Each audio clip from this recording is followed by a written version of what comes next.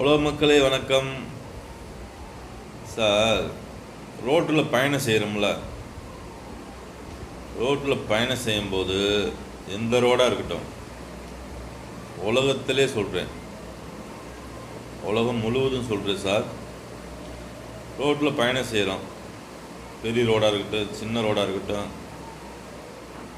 வளவில் திரும்பும்போது முன்னாடி வர வாகனம் தெரியணுமா தெரியக்கூடாதா? ஒத்த மரம் இருந்தால் தெரியும்.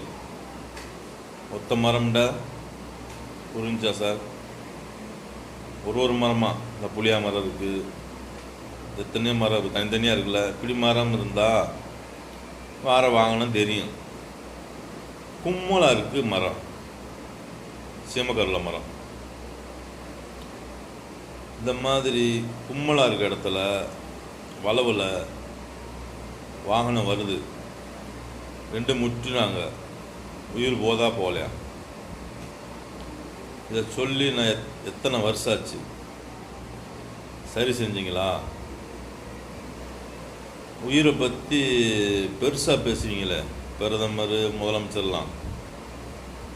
ஐயோ ஒரு உயிர் போச்சு, இந்த மாதிரி நிறைய நடந்துக்கிருக்கு. அது வெளியே தெரிய மாட்டுது, நீங்கள் தெரிய விட மாட்டீங்க.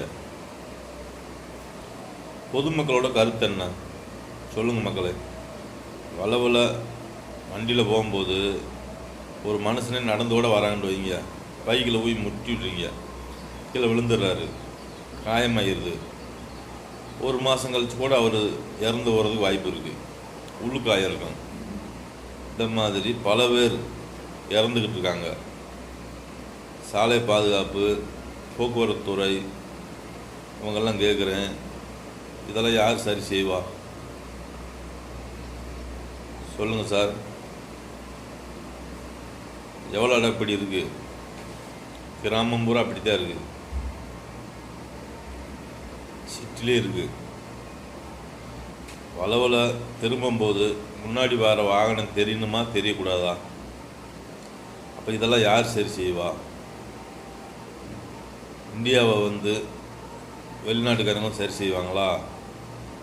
அப்புறம் நீங்கள் என்ன வேலை பார்க்குறீங்க? இறந்து போன மனிதர்களுக்கு பூஜை பண்ணுறீங்களா? அவங்கள பற்றி பேசி சண்டை பிடிச்சி கோர்ட்டுக்கு வீட்டுக்கு அலையிறீங்களா?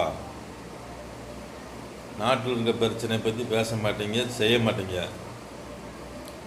நீங்கள் எதுக்கு முதலமைச்சர், பிரதமர்? இறந்து போன மனிதர்